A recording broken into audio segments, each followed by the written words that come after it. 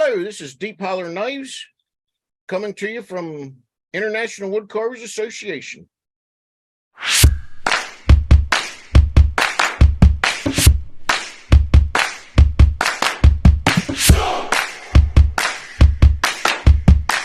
All right, guys, good afternoon and welcome to the International Association of Woodcarvers.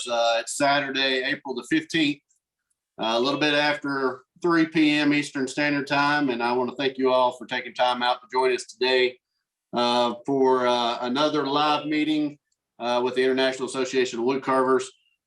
Hey, before I get started today, I just wanted to let you all know a little bit about an issue we had last weekend. So last weekend we had on Van Kelly.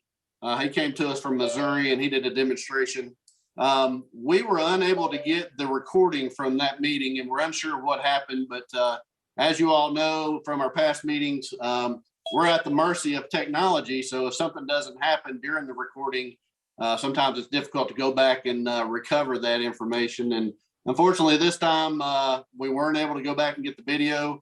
I want to encourage everybody to go out and check out Van Kelly's YouTube page. He has a bunch of good videos out there with demonstrations, a lot of instruction. He's a great guy and a great carver, and I really hate it that we weren't able to get the recording up on YouTube, but I do want to tell everybody to go out and check out Van Kelly on YouTube. He also has a he has a Facebook page. He also has a website where he sells rough outs. So if you haven't checked it out already, go out and check out Van Kelly's stuff. And again, I apologize if anybody's been looking for that video. It's not out there available, but we're going to do a lot of work to make sure that doesn't happen in the future. And we've been pretty fortunate. I think this is the only second time in 3 years where we've had video issues, which is not too bad, knowing that we're dealing with internet and Zoom subscriptions and all those kinds of things. But want to let you know about that. Today on our meeting, we've got Deep Holler Knives is going to be coming to us from Tennessee. Matt Altland's down there. He's going to be talking to us about their process. But before I turn it over to him, I want to remind you all of some things that are coming up. You'll notice I've got the Carving the Rockies hat on. That's going to be coming up in Colorado Springs again this year, September 23rd and 24th, 2023. Right here's the sign. I want to encourage you all to go out and check out the Caricature Carvers of America page, see the offerings that they have out there during that show, and make sure you get signed up and go out there if at all possible. It's the best caricature carving show that you'll find. It's probably the only one that's just dedicated to caricature carvings. So you need to go out there and check it out if you're at all interested in caricature carvings. A lot of the CCA guys will be out there. They'll be there signing autographs. They got a new book. There's some competitions and stuff that they haven't done in the past, so make sure you go out and check out their website. Want to tell you a little bit about what we've got coming up as far as our schedule goes. Next Saturday, we're going to have Ryan Green that's going to be coming on. Ryan Green is a Disney artist, so he's an active Disney artist. He has worked on probably some pretty big movies that you all may be familiar with, and I'll let him tell you about that next week. But he's going to be coming on and talking to us about how his character designs for Disney translates over to wood carvings. And he's also a carver. You can go out and check him out on Instagram if you're interested in seeing what he does as far as his carvings go. I'll be advertising that next week. Again, his name's Ryan Green. That's on the 22nd. Richard Holden's going to be coming back with us on April the 29th. He's going to come on and do a demonstration. So Richard will be with us. Mark Strozak is going to be coming to us on May the 6th.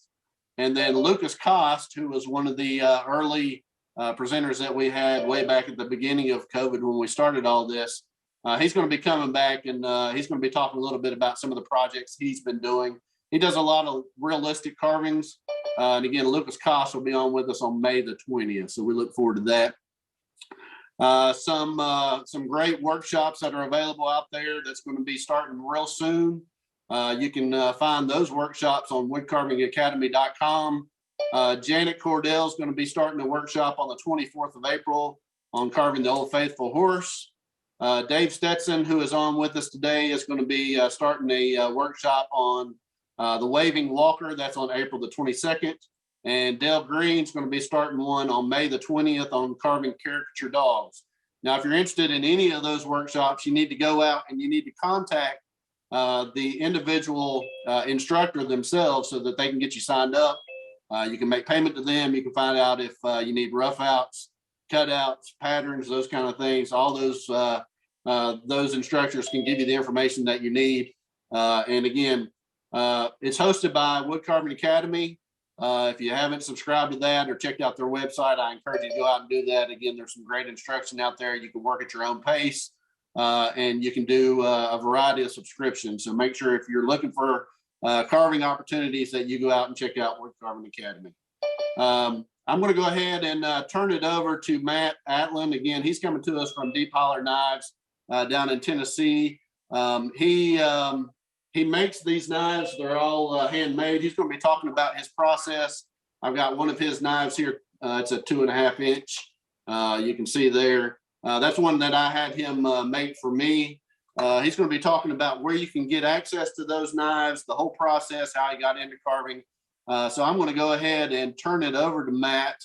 And Matt, just don't forget to unmute. And I'll go ahead and turn it over to you, my friend. All right. So welcome to Tennessee, everybody.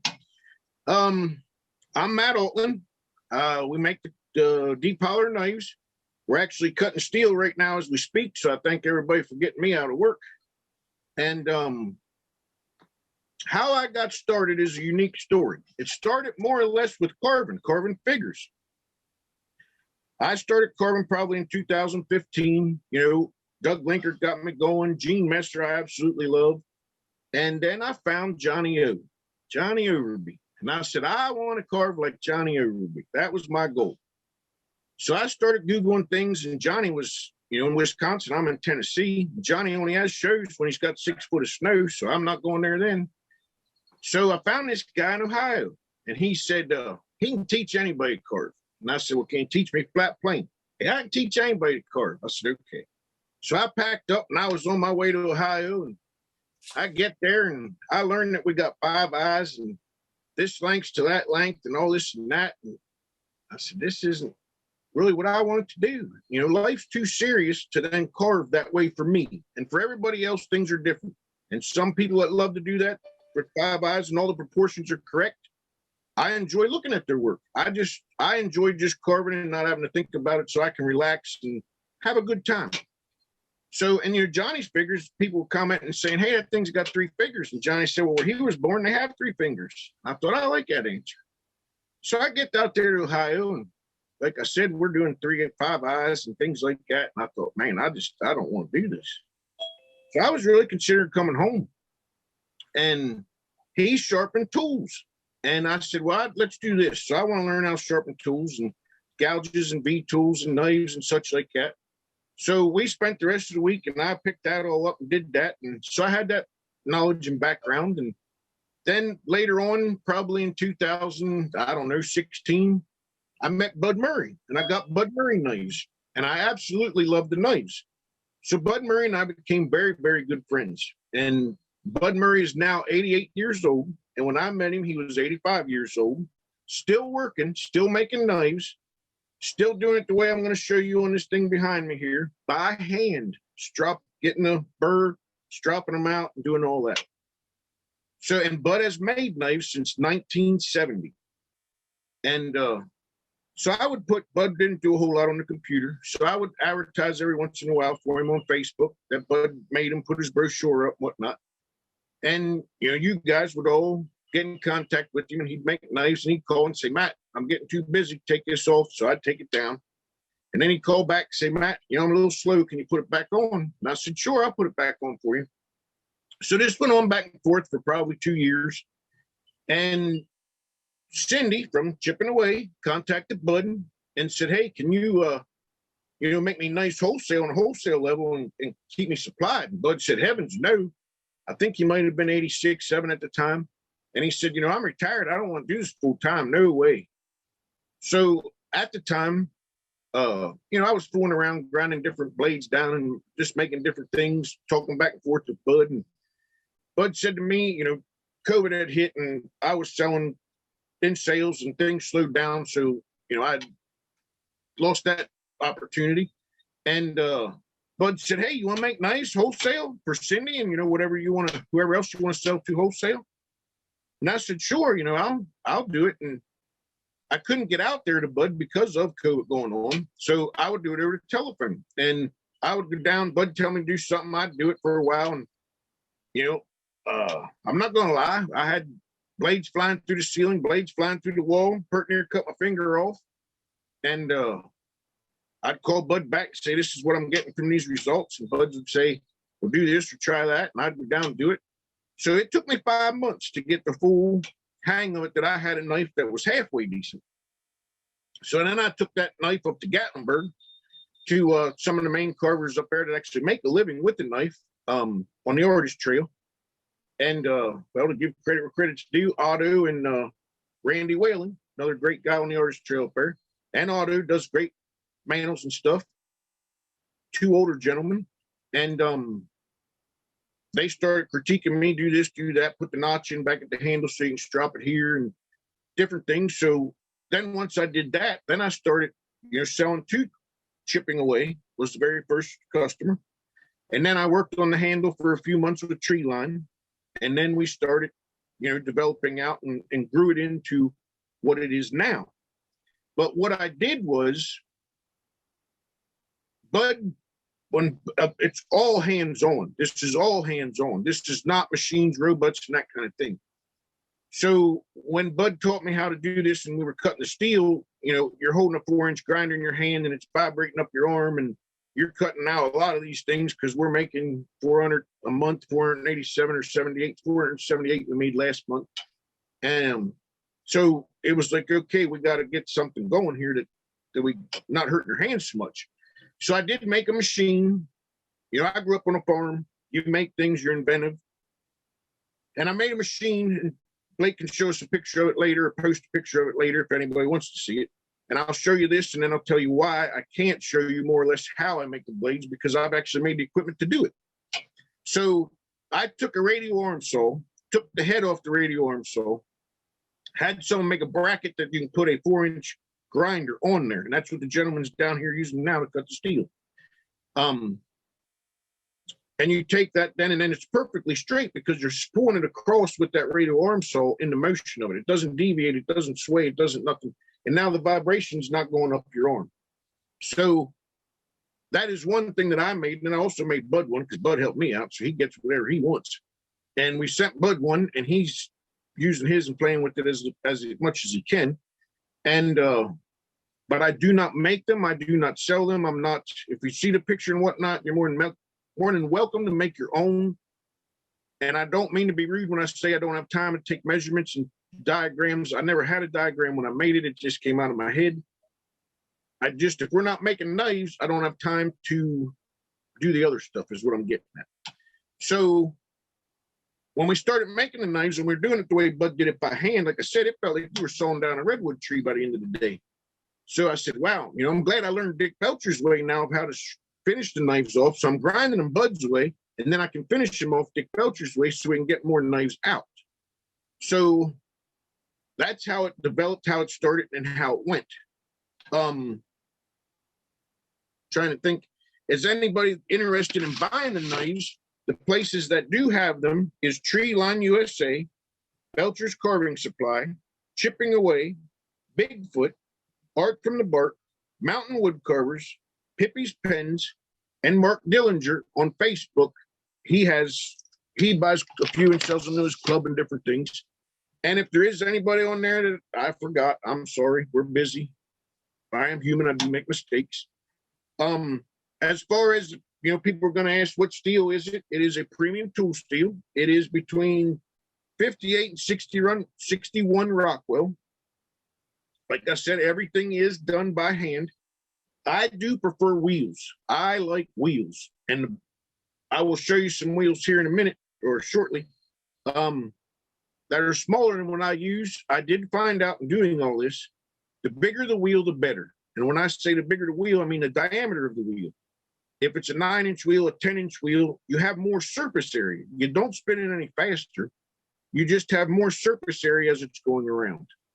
I do have to do it both on a wheel, and learned also how to do it on a belt. With this great world of supply chain issues, you better have 2 backups. So that way I can always provide you knives. I do it both ways. So that way I can get materials all the time. Trying to think what else. Anybody has any questions, more than welcome to just chop in and answer them, or ask them. One thing I do want to comment on, and sorry, this may be a little off cue, but I'm not always a movie star till Belcher got me in this. But the steel that we use, and this is going to be a controversial issue, I'm sure, but I'll just throw it out there. You do not have to strop this steel every 10 minutes. This steel holds an edge phenomenally well once you purchase the knife. There's many people, and me included, I've carved 4 figures, and I'll reach around here quick. Sorry, guys. I can carve 4 figures, similar to this size here. I can carve 4 of these guys, and then carving this guy, a Ryan Olsen guy. Got to get the Gene Messers in there. Shout out to Gene Messer. But I can carve 4 of those figures and never strop that knife. And I have instructors that instruct, classes that they only strop the knife once a week. So the knife is made for carving. If your hobby is stropping, I suggest you buy a different knife. If you'd like to carve it every 10 or strop it every 10 minutes, I'd say there's nothing wrong with that. Just do it lightly, but you don't need to. It's not necessary. A lot of things that I have learned with doing this, I've also gone to school because, making knives and everything else, we have dogs, horses, goats. The vet asked me, hey, can you sharpen this? I said, well, sure. So I sharpened it, and then I got interested in it. And the more things I did, the more I wanted to learn. So I went to school to sharpen scissors and surgical instruments and, teeth things. I love sharpening these. These scissors, I love sharpening scissors. I don't get to do it as much because I'm making knives, but people do send it here. The vets do. Hospitals send stuff here. And we sharpen their scissors and their surgical instruments, hemostats, stuff like that. But what I learned from that was when you're sharpening the hemostats that cut skin and the other scissors that cut the fabric, if you're in an accident, they cut your clothes off. If you over polish that edge, the edge doesn't cut the clothes, the edge doesn't cut the skin, the doctors don't like it, the vets don't like it. And it was all because you over polished the edge. So like when you're sharpening their scissors for the surgical things, you have to let the teeth on it so that they cut the fabric or they cut the skin. And when I say that the teeth on, I'm taking it across an aluminum oxide wheel and then just one pass across a buffing wheel, which is not a fabric wheel that we're used to in the knife industry, but it's a buffing wheel. You take it across there one time each side, you're done. If you take it across there too many times, it's not doing, you just ruined the instrument. It's not doing what it's supposed to do. So by saying that, what I do with making the wood carving knives is I do not go to 2000 grit and then buff it and polish it and all this and that. I do let teeth on that knife, so to speak, if you looked under the microscope. The teeth are what are cutting. If you were to take a hand saw that's cutting wood and you were to turn that saw upside down, 180 degrees, the teeth are in the sky, and try to cut that tree branch, it's not going to cut it. But if you turn it the other way and have the teeth, it's going to cut it. Now, that's a way over exaggeration of a carving knife, or even the scissors that I use for the hospitals and stuff. But it's getting you the idea. You need teeth. So I'll go an 80 grit when we get to the burr, getting this blade shaped, 80 grit, 180, 600, and then I take it to a 9-inch leather wheel that runs at 650 RPMs. That's it. The bigger the leather wheel, the better. But it's just, they're not over, I don't ever polish them, I don't ever buff them. And from what I gather is, I know some fellow that he claims he's used that knife for 6 weeks in classes and in teaching and everything else. I know another gentleman that's very hard carving, carves production carving. And I was talking to him this week. He does a lot of carving. And he can take that knife with that edge, sharpen that way, and carve 4 or 5 figures without going back to strop the knife. So it does seem to be quite effective and works quite well.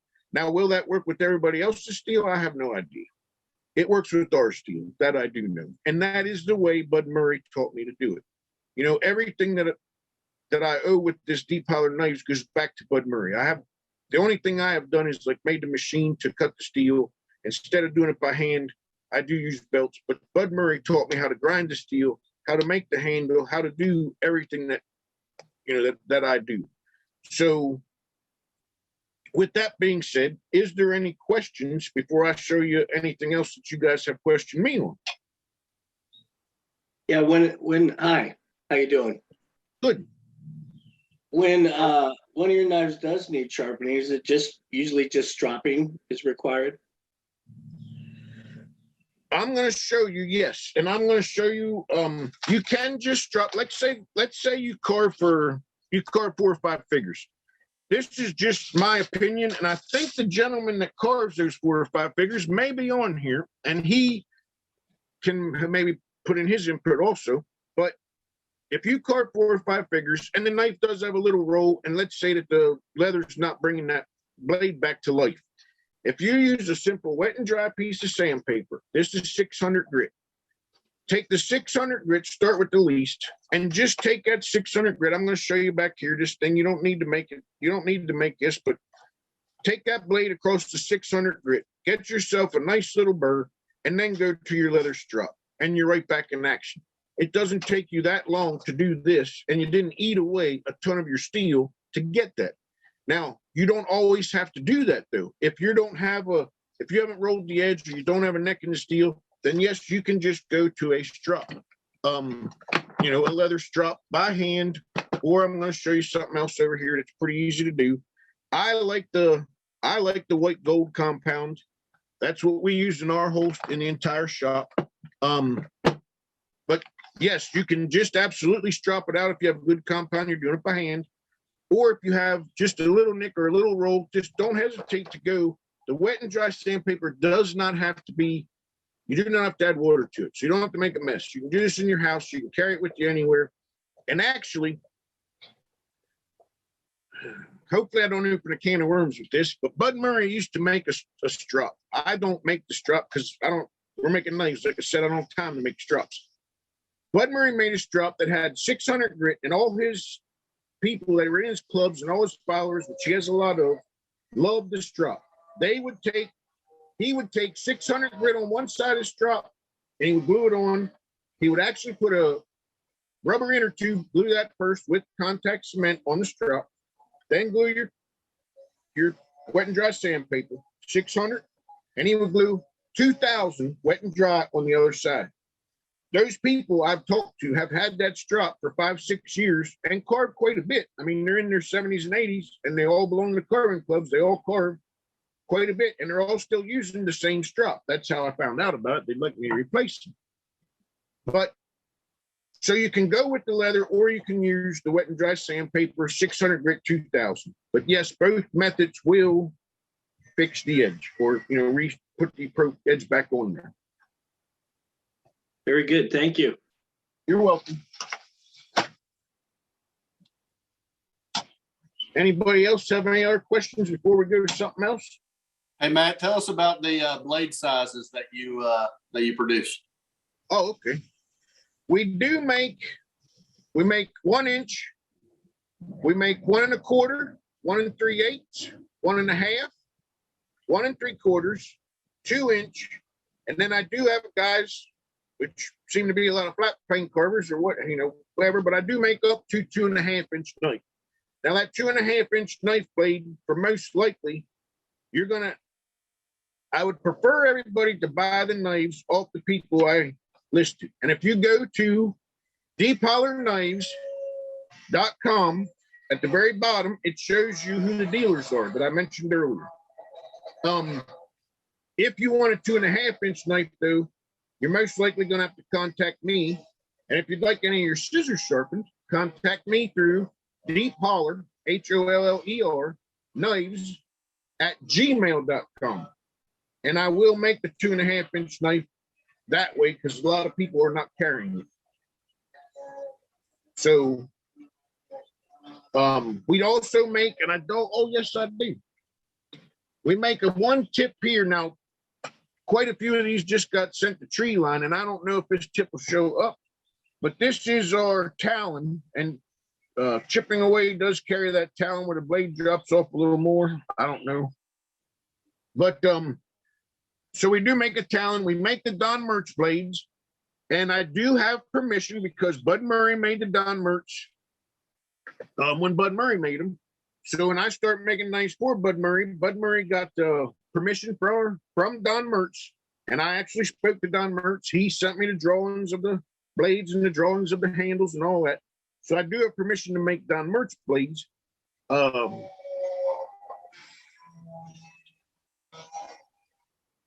Those can be purchased through Bigfoot Carving, sells a lot of those. A few other places, Chipping Away has some of them. Chris Wilcock, I forgot to mention Chris Wilcock. He's traveling around in the shows all over the place. And Chris Wilcock also sells my knives. So sorry, I forgot to put. But yes, so we make pretty all sizes, and I do make a lot of different things. If someone wants something, they contact me through that Deep Holler Knives at Gmail.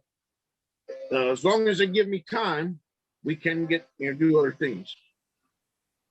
And then another question, Matt. What about knife handles? Like, what kind of wood do you use for the handles? Okay, wood for the handles.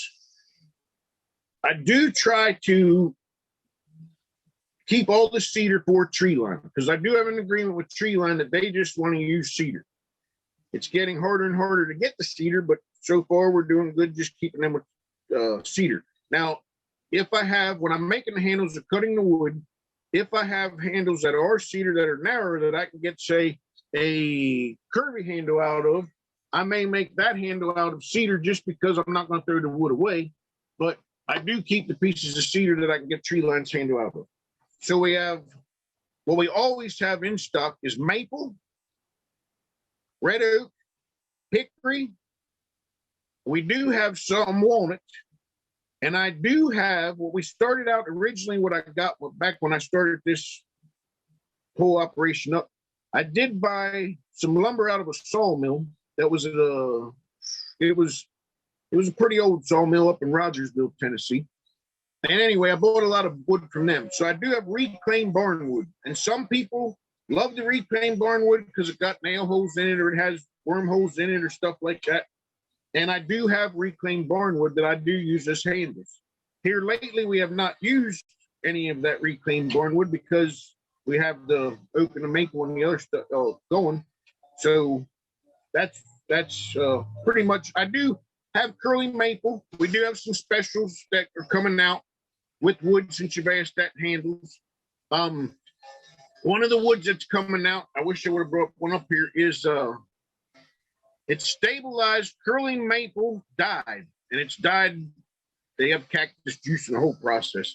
But we are making some handles out of that stuff, and they do look very sharp, but those will be just listed on Facebook occasionally as we make them. That's what's it? Knives with bigger hands. Oh, and I will make, my camera lady here just said nice bigger hands. We do make nice bigger hands and smaller hands. This here is 4.5 inches for a smaller hand. And I did this for the kids. If we have Boy Scouts or someone that's doing it, this guy and his kids want to learn. I try to put something there so that they're not slipping their finger up and cutting on the blade. So to protect their finger from the blade, these smaller knives for the kids, that's the design of it. Or women, because women have smaller hands too, I'm getting told. My camera lady's a female, obviously. But we do make bigger handles too, because I don't like a small handle. I don't like gripping a small handle, and then it hurts your forearm. So if someone does want something bigger that these other people don't offer, because honestly, we don't sell them as big as I make them, because everybody else seems like the small handle. So I'll make whatever you want, as long as someone will contact me through the Deep Holler Knives at gmail.com. What's that? Send a drawing. Oh yeah, if you send a drawing, we can do it. Yep, my camera lady here is keeping me in line. So, any other questions? Yeah. What are the different shaped handles that you have? The different shapes of handles? Man, I said that to her. I said we should have brought them up, and she said, "Well, there are a lot on there are a lot of them on the websites, but I got a few of them here. I don't have all of them here. This is a standard handle. This is a curvy handle. This is a double D handle. Trying to see the camera and keep it in focus. This is a standard A handle. Now the standard A handle is a little bigger. Sorry guys, sorry. Is a little bigger than the other ones. The M hand or the pistol grip handle. And I do a slim handle. And the slim handle I do with this finger guard where it's here, or I do it without that finger there. And then I also do, which this handle here is it's 45. The edges are 45 as opposed to these being rounded, because some of you guys like the rounded handles and some of you like the 45. I personally like the 45s because they don't roll in your hand, so you don't have to grip them as tight, which helps me with the forearm here.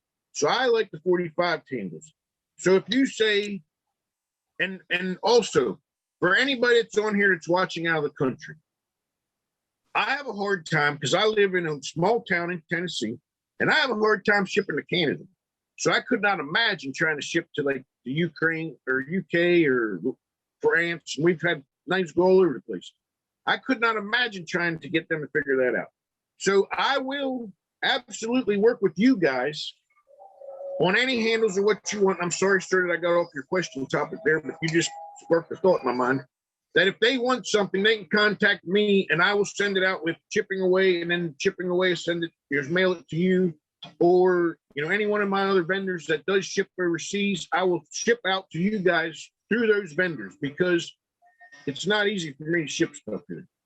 But so as far as the handles, I'm sorry, sir, we got off your topic. There's even an M handle that's not pictured here. Cigar handle. Yeah, there's a cigar handle. It's not pictured here. I guess what I could do is, you can go to my website, deephollerknives.com. The majority of all the handles are on there. And I can absolutely, if you want to reach out to me through deephollerknives@gmail.com, I'll gladly send you a picture of the handles we do offer, and then I can tell you who has them or whatever, whatever we need to do there. So I do apologize about that, but like I said, we're making knives right now as we speak. So I don't get a lot of time away from making knives, so I just didn't have everything pictured here and ready to go for you. Hey, Matt, I've got a question about handle materials. Okay. I know you listed off some just a couple minutes ago, but I happen to be allergic to cedar, and I kind of like knives in wormy chestnut. Okay. I'm also in East Tennessee, and I was wondering if I was able to get you some wormy chestnut, if I could get knives made with that. Yeah. I mean, I have wormy chestnut also, but your wormy chestnut would probably be cheaper to use, honestly. I know we're being recorded, but no, I have no problems working with you. If you got the wood, you mail it to me, drop it off, whatever you want to do, that's fine. Yes, we can use your wormy chestnut. All right, thanks. Yep, you're welcome. Yep, I'm about as easy going as you're going to get, as long as you give me time. And if I can just get everybody to communicate with me through one place, because I got some doing Facebook, some doing email, some doing text, some doing things. And then, the ladies try to keep me in line, because there is 4 of us doing this, 2 part-time, 2 full-time, and I mean full-time, 12 hours a day some days. So the ladies try to keep me in line and say, hey, where'd you get this from, or where'd you get that order from? And I'm like, I don't know, one of these 4 places or 5 places. And so if we can just go through to gmail.com, deephollerknives@gmail.com, that would be great. What's that? Oh yeah, and if you, depending on what you're, if you do ask for something like the bigger handle or just the wormy chestnut, once I get it, I don't want to say promise you things, because stuff happens, but you'll definitely get that knife back within a month. I'll definitely have the blade, the handle, the blade. You'll have an actual operating knife within a month. Usually within 2 weeks to a month, 2 to 4 weeks, I'll have it back to you. And Matt, before the meeting, you talked a little bit about, you were going to talk about tool maintenance and kind of the setup you've got behind you there. Can you go through that a little bit? Yep, now you guys, I don't want you to, we're going to move, so just hold on to your horses. Okay, are we on this? Yep. All right. So this here, if you guys really want to, to learn how to make one of these, I'll gladly put the dimensions or whatever, give him the Blake, he can put them on International Woodcarvers, or I can put them on Deep Holler Knives. This is the way Bud Murray had originally taught me how to finish a knife off. And like I said, when you're making 100 knives a week, this will make you into a man quick. The wet and dry sandpaper goes there. I use this. And this piece down here is MDF. That way I know it's perfectly flat. I know there's no grooves or whatnot in it. These little things here, hold that down. These things here, just let me chime in for all of you that want to know what these are called or where you get them. Harbor Freight has these. The item number is 96233, and they're called horizontal toggle clamp. They work great for this application. Now, one of the first questions, or some of the questions I've had through Facebook and different things, is how do I sharpen or strop or keep this Don Mertz knife going? Because it has a curve in it. One of the things that I'm going to show you to do is lay it perfectly flat. You're always laying everything perfectly flat. And just put some light pressure on it there with your finger. You do not have to worry about trying to do anything with this curve. You're going to treat it just like it is a straight knife. That finger there is one of the wounds of making knives. Pull that back straight towards you on that. And this is the 600 grit. Because this knife is not chipped, is not burred, not nothing. So pull that knife back towards you. Just keep pulling it towards you. And I'm not putting any pressure of any different kind. Now, one thing I want to say is when you get right here, you want to stop. Lift straight up. Don't roll it forward. Don't roll it backward. Stop. Come to a complete stop and lift it straight up. Come back up here. Keep your finger on it and pull it towards you. Straight up. So you do that until you see a burr.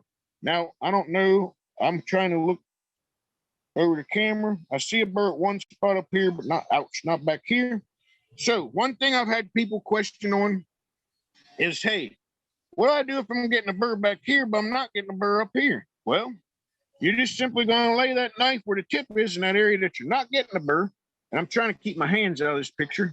I was never told online. And put your finger there and let the rest of the blade hang out over there. And just go down through here. Straight up, remember. Stop straight up. And just do the tip until you see the burr show up. And I don't know if you can see it on camera, but I can a little bit there. The burr's showing up. Now, what you're going to do is you say, okay, now I got a burr there. I got a burr here. Am I done? No. Go back to that paper. You want to blend all that in and go even. So go back to that top and bring the whole thing over it and take that knife down, strop like that, the whole way, stopping and picking up as you go. You only want the burr. You don't want a big caterpillar woolly mammoth burr. You're just looking for a very fine. And sometimes, like on the scissors, you're just feeling the burr. On them scissors, some of them scissors can be $1,000 or more. And you don't want to waste steel on them. So you just feel the burr. And I got to take the back of my pinky finger to feel it because these fingers are pretty rough. And I can feel that burr's there. You don't need a great big woolly burr like, the caterpillars going in the winter. Just get yourself that burr. You're going to do both sides the exact same way. No different. Exact same way. And I can see that burr when I lay it down. I see that burr's on that metal there. It's on there, but it's not on that tip. I don't know if you can see that or not, But what I do then is just put that tip out here and take the tip across, laying it completely flat. Do not rock it, roll it, stop, pick up, and get the burr the whole way across that blade. Then once you get the burr, keep the camera right there. Go with your strop, whichever strop you use, whatever you do, spine, whatever compound you want. That burr is nice. I see it. Let me see something more. I want to show you guys something. I don't know if you can see it through here or not. Does that show up? Does the burr show up? Yeah, we can see it if you hold it real still, that shiny edge there. Yep. That's all the bigger it needs to be. When people are sending me pictures saying, hey, what am I doing wrong? Boy, they got a burr that's almost the width of this blade. No. You just need, if you feel that burr going the whole way across that cutting edge, you're fine. Lay it down flat, strop. Same thing. Stop, pick up, stop, pick up. Do the same thing. And go this way. Back, stop, pick up. Same thing. And do it to get the burr off. Now, if you do get a burr that's fighting with you and you can't get it off, because sometimes you will get a bigger burr. I'm sorry, I was out of camera. This is just a piece of belt, a piece of leather. Take that knife and go like this on that side of the burr. And all you're doing is bending that burr back and forth before you put it on here. So you're weakening the burr so that when you go on here, it's easier on you. It's less fatigue. And now take it and strap it across there. You're good to go. I'm going to go, if anybody has any questions at this point, ask, because I'm going to go into something different here in a minute. And man, we did have a question about the sandpaper. Is that aluminum oxide? Can you tell them what kind of paper it is exactly? Yes, sir. This is, and I will say, this is Rhino wet. It is wet and dry sandpaper. There is a huge difference between manufacturers of wet and dry sandpaper. I tried the wet and dry sandpaper from AutoZone and Advanced Auto and all that stuff. It did not last as well as this one from Rhino. It's Rhino Plus. Treeline USA carries it. I'm not sure who else carries it. I buy it directly from the manufacturer, but you got to buy large quantities of it. So you'd have to get it through Treeline if you want this particular brand. But it is wet and dry sandpaper, and it is not, as you've seen, I did not make it wet. And you only need to fix a blade. If you have a blade that has a chip in it, you're going to start with the 80 grit if it's bad. And people say, oh my God, you're starting with 80 grit. Yeah, 80 grit. I'll put the 80 grit on there.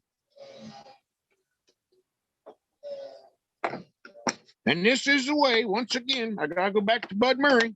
Bud Murray's done this since 1970. Can't take anything away from the man. This is how he does it. Yeah, well, this blade's chipped for a reason. That's the next lesson. So the blade goes here on the 80 grit. Take it across. Take it across. Lift it up. Get yourself a burr. And the nice part about this sandpaper is, see, I'm starting to get one right there. This will end up shiny. The blade will be shiny when it is done. The wet and dry sandpaper lets a nicer finish than the aluminum oxide sandpaper does. I've never tried it with aluminum oxide. That's not the way Bud Murray taught me. It's always wet and dry sandpaper, and the blade is shiny. When you come off the 600 grit and you go to the leather strop or the power strop, it is shiny. So that is all you're doing, getting a chip out, starting with that. Now, and see, there's a nice burr forming already right there. I feel it. It's the whole way across. Now, these knives are Shoppe knives. I just see Shoppe. We do have quality control, believe it or not. We do try to get every knife sent out to you guys perfectly straight, perfectly, the handle nice, the blade in centered, and the whole shebang. Accidents do happen. Sometimes we overlook it. Sometimes it doesn't get out because they are handmade. This is not a production line. Everything is done by hand. The blades, the handles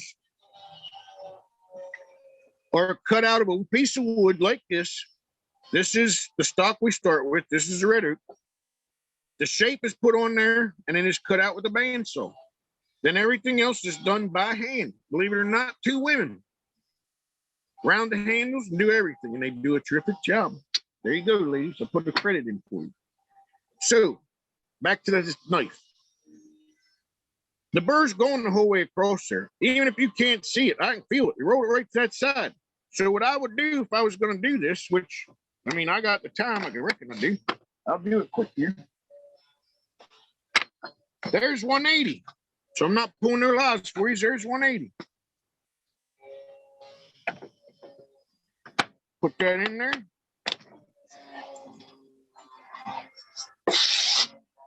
And yes, I do say that this sandpaper, and sometimes if that flops up, if you do make my machine, this was just, made out of my doing. If that pops up, just hold it down here with your finger. Put that back and forth. That's the 180. Go like this. I see why this knife was a Shoppe knife. It's rounded. It's not completely flat. See, there's daylight between it. I try not to send those out. I do try to send you out a straight knife. So keep going. You're getting a bird. Just keep going back and forth on this and feel it. Don't make a caterpillar. It does not need to be big. So let me go back to something else. Another tip.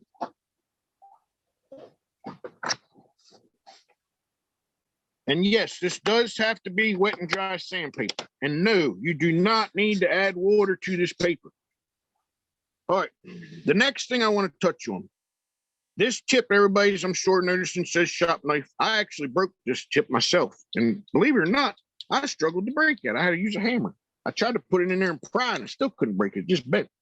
All right, so the tip's broke. So you say, Matt, how am I going to fix that? Well, you're going to take the thing on this wet and dry sandpaper, and you're going to pull it like this across here. This is the 80 grit. We're cutting. We're making a point. Okay? You can see already. I mean, you've seen how dull, how square that edge was. We're seeing we're already making a point. Just on 80 grit sandpaper. No water, 80 grit, wet and dry sandpaper.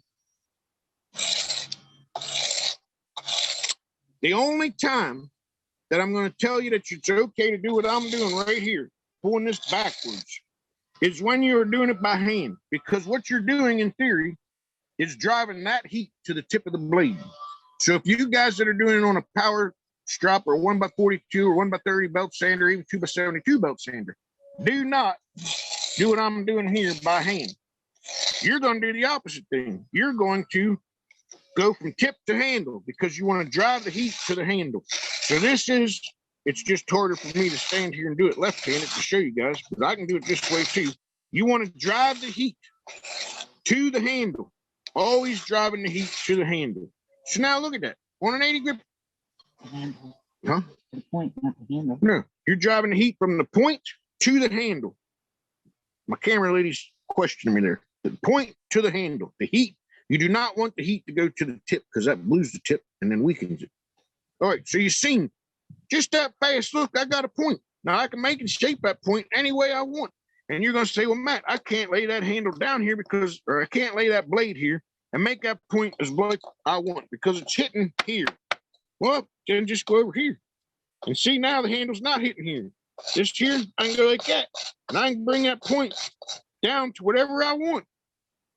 Just by this piece of sandpaper. Whether I'm going this way or this way, that's all you got to do.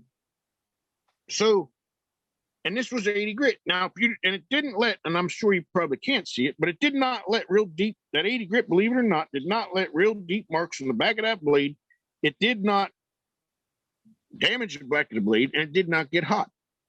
So if you want to, you can go from 80 grit to 180 grit to 600 grit. And if you want to, you can even strap it on your strap right there. But right there is how you fix the tip. It does not matter which tip it is, the tip on this, the tip on the merch, the tip on the talon that we make. You fix it the same exact way. And you can do it all with wet and dry sandpaper.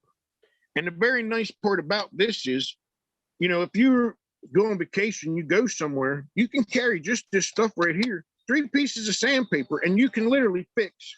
If you put a big nick or gouge in this blade, you could fix that on this 80 grit sandpaper while you're on vacation and not have a single power tool to do it. Now, we're going to switch over to something else. If anybody, whoa, let's go back here. Does anybody have any questions on this before I go to something else? All right, I'll take that as a note. Go over there. All right, here's what we got here. Putting credit where credit's due. Once again, we had Bud Murray teaching me how to make this. Dick Belcher taught me how to sharpen on the belts, which you didn't see. But Bud Murray taught me this hand way. And this here, shout out to Alan Goodman. Alan Goodman showed me this here device. This thing here, let me show you, goes this way. Switch and lock drill mount by Dyco. Amazon has these things. They're very, very cheap. Okay. Now, how this works is you have an out. This is mounted to the side of my deck railing right now, which is not the stablest thing. Okay. You have a drill. This drill is a very cheap drill from Walmart. Okay. Get the cheapest drill you can. You don't need nothing special. But what you do need that's special is this knob here. This knob controls how fast and slow this drill runs. And you'll see this in a minute. So for everybody that's new to the wood carving, this here wheel is 6 inches in diameter. It has leather on this side, leather on the face of it, and leather here. You can put it in this device. You can put it in up here if you want and use it this way, or you can put it in here this way and spin it so that you're over here using it. Or what I like to do is live dangerously. So please be careful. I'm not a safety man here, but this here may not be for everybody. But what you're going to do is you can work on the top of this. Remember, this is leather. So now you can take your stropping compound, turn it on. I got it running this direction, and I'll show you. There's a little button on the side. Turn it on, press the button. That's all faster it's running. If I want it to go faster, I can turn it up like that with this knob down here, or I can turn it slower. Take your compound, put it on there. See, I need to turn it up a little. You think you got it running fast, it's stalled. Turn it up a little. All right, there you go. Now, if you would want to live dangerously, as long as you have this going the right direction, which is going that way. So now my cutting edge of this blade is going that direction. I can lay this on there, and it don't take a lot of pressure. Just lay it on there gently, and you can strop that way. Now, hopefully this zoom thing cut the sound of the drill out. If you wanted to strop it the other way, you just simply turn the drill to reverse or forward, whichever is the opposite way I was going. Lay the knife back up here and strop the blade. So with this tool, you can do the knives up here. If you don't feel safe doing that, gladly do the knives on the edge. I do kitchen knives and different things on these edges. We'll put a link where this wheel came from, so you know. If you want to do gouges and V-tools, you can put the gouge and the V-tool on here and spin it both directions like we just did, and you can strop your gouges and V-tools on this device. One of the reasons I wanted to point this out to you guys is this whole setup is not very expensive. You could get one of these, and by no means am I not promoting belts or anything like that. I love them all. This is just something that's extremely affordable. Chipping Away's Ultimate Sharpener is the ultimate sharpener. That thing is great. I have 3 or 4 of them. I take them out to sites. I use them there. You know, shout out to Cindy, great lady, awesome machinery. But this is something that I think is, I know you can get it for maybe less than $60. You don't have to get this big wheel I got. This wheel here, I know costs more than a drill. This wheel costs more than a drill, but it's very, very good leather. And we'll give you where to get this, but you can get the power strop from Flex Cut. Now, I particularly don't like how small it is, but this is what Alan Goodman, how I learned to use it was Alan Goodman in this. And then here is, that comes in this box, is the other adapter for the V tool. So now you can take this tool and do more things with it than just a knife or just gouges or just, you know, other carving tools. So then what you can do is with this is, and this may not pertain to some of you guys that carve, and some of it may, but you can get a adapter like this that's in this case here. You can buy these at the hardware store. Ace Hardware seems to carry them, a lot of them, the most of them. And you take that adapter and you can put a wire wheel on it. Now, if I want to clean rust off a blade or I want to clean a screw or nut, get the rust off it, right there, I can do it in seconds with this. If I want to grind something, I can take that same thing, set up, and I can put a regular, this is a Cobalt medium grinding wheel, and I can grind different things on here. So this thing is very, very, very universal to do anything that your little heart could desire, really. And the only thing that I will stress once again is if you do lay a knife up here, please, please make sure the cutting edge is going out towards the woods, out that way, and the wheel is spinning that way. When you go over here, you cannot lay that blade on here with it spinning that way. The blade needs to be spinning away from the cutting edge, so you do need to reverse it. Hey, Matt, I have a question. Yes, sir. I seen Treeline sells like a cardboard wheel. Have you tried cardboard at all? Yeah, this is Johnny. Hey, Yeah. I did try the cardboard wheel, and I do like the cardboard wheel. One of the things I'll say, and I'm glad you brought that up, John. Bring that camera back down. Yeah, because cardboard on its own is pretty abrasive, and I've been tempted to try it, but I'm a little bit.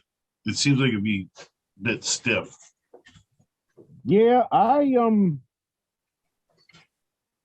it's okay.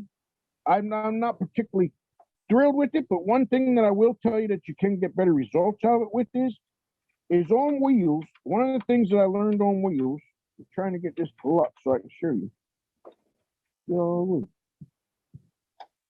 On wheels, if you're going to use a wheel, and there again, the bigger the wheel, the better. The bigger the wheel, the better. So if you're going to get the cardboard wheel, absolutely get the 10-inch wheel that they make. And I actually had that company make me an 1.5 inch wide one. It does work, and there's a real fine line with getting to learn how to use it. They tell you, find your angle here, here, here, down here, this and that.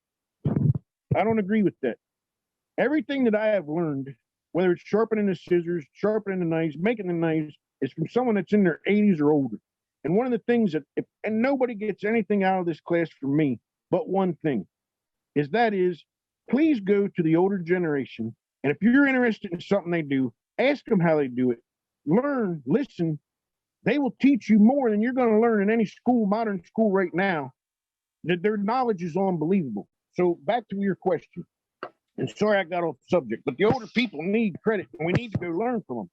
The older guy taught me, if you put this blade up here in line with that shaft that the wheel's on, now you have a flat surface to work with. You're only worried about one angle, and that's the angle of where am I at here. And if it's a flat grind knife, then you're laying the blade flat on there. And for someone you're stropping, it doesn't hurt to just raise it up, whether you're on a leather strap or whatever. You can raise it up just the thickness of 2 pieces of paper on the back of the blade. But if you get them cardboard wheels, Johnny, if you stay and with the shaft and lay it flat and then go across or raise it up. But when you look down, you want that blade to be in line with that shaft. There's 4 flat spots on this wheel: 12 o'clock, 3 o'clock, 6 o'clock, and 9 o'clock. And once you learn that about wheels and you start getting bigger wheels, it's unlimited to the things you can do in the wheels, and you get different wider wheels, because I love wheels. I grind on wheels. That's what I grind on. When I make the knife, I put the initial grind on with the wheel, and it's flat. And then I go to the belts and put the edge and the grinding and the finishing and everything else. But the very last step of our process is on a 9-inch leather wheel, very similar to this, but it's 2 inches wide. And one of the key things that I teach and that I do is I'm sitting down. I like to sit. So I put the knife at 3 o'clock. And as long as you're working there, and then a lot of times too is if you're stropping the knife at least, is it's better to come across it at 3 o'clock. Stay over the shaft, but come on an angle across it this way. So that way when you're doing it,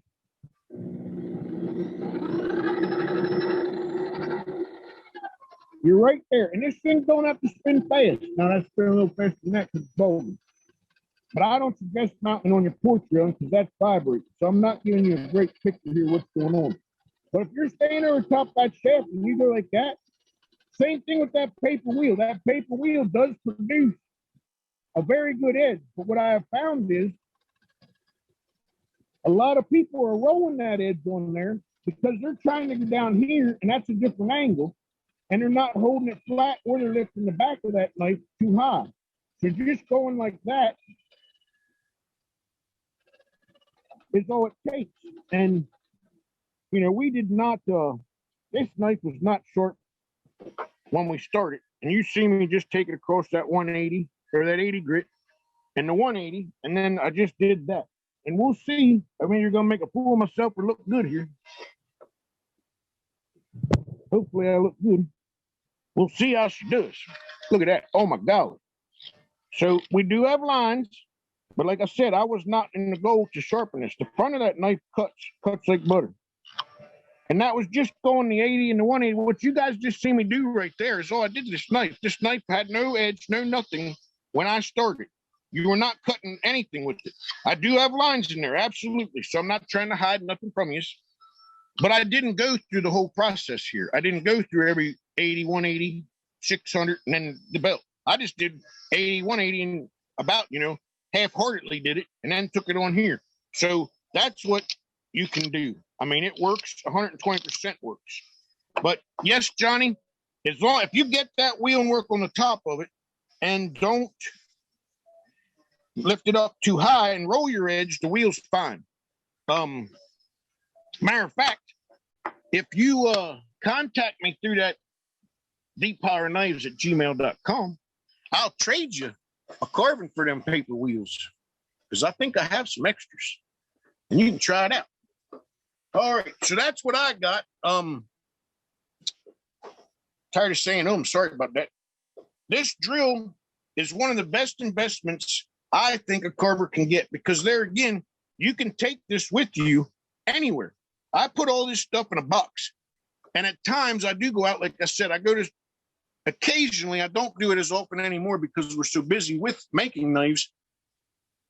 I was going out, and I did have a mobile sharpening business. I was going out to the vet's offices, to different places, and sharpening knives and scissors and things. But now we're so busy making wood carving knives, I don't go out anymore. So I sold the van, and I kept all the equipment, and I told people, hey, you can send it to me, or you can drop it off at the house, and I'll gladly do it in the evenings. And that's actually what I do in my spare time in the evenings when I'm not making carving knives. Where do you get the attachment for holding the drill? The attachment for holding the drill. I got someone, my camera lady, she's doing a fine job. Here, I'll hold this up and take a picture of that so you got the name and everything that it is. I bought this off of Amazon. So, sorry, I was waiting on to take a picture. I forgot we were live. I'm going to sit back down. So, that's about what I can tell you. One of the biggest things that I still have to stress is on them wheels. The bigger the wheel, the better. The bigger the wheel, the better. It baffled me how much of a difference it makes to have a bigger wheel. And I mean a bigger wheel in diameter. You know, the bigger wheels is where it's at. They stay cooler. The steel stays cooler. Everything just works a lot better that way. One of the things I will say that some people have asked, I don't know if it came up in the questions there or not. I'm not watching them. Our steel is, now I forgot my words. The steel is tempered before I make it. The steel's tempered when I buy it. The steel does come from, I prefer Germany or Italy. I will not take steel from China. I buy the steel directly from the manufacturer now, because I did have someone try to pull some shady stuff, slipping in some Chinese steel. That tings, you can hear the difference when you get that stuff. So I do not sell that stuff. And I went directly to the manufacturer, so I know I get the best steel that I can provide you. So yeah, if there's any other questions, I'll gladly take them.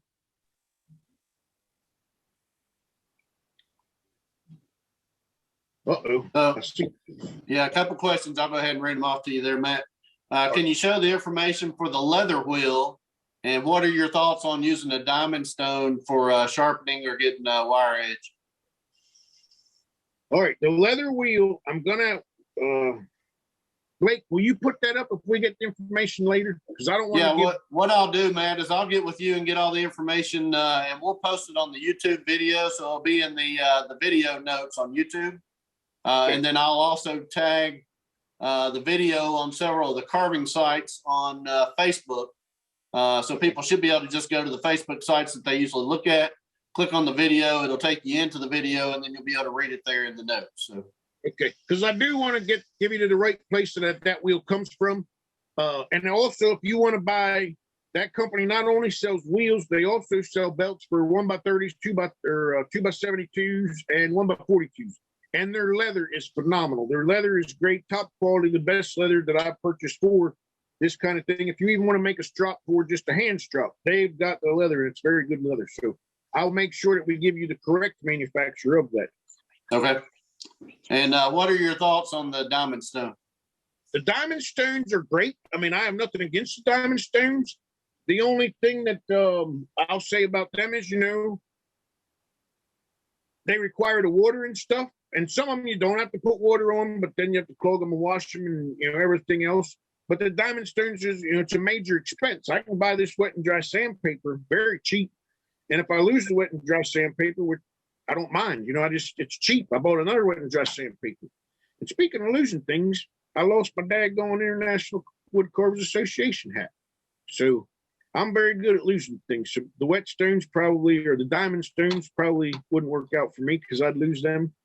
But if I lose the wet and dry sandpaper, I just go get another piece of wet and dry sandpaper. And the wet and dry sandpaper works good for many other things. You can fold it up and, it's, pretty universal. But the stones, I have nothing against stones. Just don't the bird does not need to be huge. I just can't overstress that enough. The bird does not need to be massive. So I just wanted to double check my notes, make sure. Yep, we got everything. Another question, somebody wanted to know if there are any wormy chestnut tools available. Again, I know you have stuff available through other vendors, but have you sent any of those tools out, or do they have to contact you directly? Just contact me directly through the Deep Holler Knives at gmail.com. And then probably final question here in the chat. Can you get divots out with a strop only, have visible imperfections in the first 1/4 inch of the blade? Are they very deep or just minimal? That's one of the questions you have to ask. Now here, what I would say is it's fairly simple. Try stropping it. If stropping doesn't go out quick, don't stand there for 20 minutes stropping it. If stropping it in the first few passes does not start taking it off, then go to always start with the highest grade sandpaper first.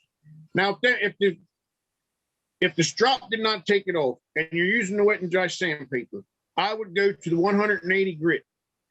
Take it over to 180 grit, hit it on the 600 grit, and then strop it. I guarantee you them marks are going now. So in comparison with diamond stones, I don't know the grits to compare to that wet and dry sandpaper. But you could definitely do it. And it would do it in very few passes. I mean, you guys seen that knife that I took. And the reason I had that tip on that knife was I broke it intentionally to show you how to fix it and get a point back on there. And just taking that very little bit, that knife was not sharpened. That knife come off the wheel. It was dull. You were not carving with it. I should have shown you that beforehand. I didn't think about it. But it was a Shoppe knife. It was not straight, so I kicked it out. And that's what we used to do in cardboard boxes, but it never got the finished edge put on it. I broke the tip off. You can go back and watch the video. I took it across the 800 or the 80 grit a few times. The 180 grit, very little. And then we took it on that wheel there, and she cut wood like a champ. Now, it does have marks. It would need to be done properly, but in that little bit, she was tuned up. All right, Matt. Well, we're about at 10 after 4. It looks as though the questions in the chat have slowed down, but there's been several people in there that's commented what a great presentation this is. I think you've provided some great information for carvers, people that want to test out your knives, give them a try. They need to go ahead and reach out to the vendors that you listed there. And I put those in the chat. If you want to go out there and take a look at that, you can. And again, like I said a few minutes ago, I'll put those in the meeting notes for the YouTube video. So just want to say thank you, Matt, for coming in and joining us. Again, thanks for sharing. I know you've been on our meetings in the past. So I appreciate all the value that you provided to everybody regarding your knives. And again, you all need to try these knives out and give them a shot. They're great steel. They hold an edge, just like you said, and they're really handmade, great value. Matt offers quality customer service. So check out Deep Holler Knives any chance you get. With wood carving in general in the community. Right now, the Charlotte Wood Carving Showcase is going on down in Charlotte, North Carolina. If you are in the area, make sure you go by there, check that out. That runs through tomorrow. I know there's some people that are usually on these meetings that are down there live in the show. I know Dave that joins us every week and helps to fill in for me when I'm out. He's down there at the Charlotte meeting, and if you get a chance, go by there. Remind you again about the CCA Carving the Rockies in September on the 23rd and 24th of September. There's just a lot of things going on for people to get involved in if you want to go to shows. The Rocky Mountain Carvers Roundup's going on out in Utah. It'll start April the 24th through the 28th, so that's coming up. Van Kelly talked about the Hill and Holler Wood Carving out in Missouri. That's in August through the 10th through the 12th. So again, there's all kinds of things going on. Just try to get involved. A lot of these shows need volunteers. So if you're in the area, go out and volunteer, get involved. And there's great vendors and stuff that show up at these shows. So try to participate in those if at all possible. Again, next week we'll have Ryan Green on. Again, he is a caricature or a character designer, I guess, for Disney. And he's participated in a lot of movies and stuff. And he's also a wood carver, fantastic wood carver. So we'll look forward to having Ryan on next week. Again, Matt, thanks for coming on today. Thanks for your assistant there handling the camera. Thanks for all that you share and all you do for wood carving. Thank you all for joining us again today. And again, this is the International Association of Woodcarvers. We'll see you all next Saturday. Thank you all.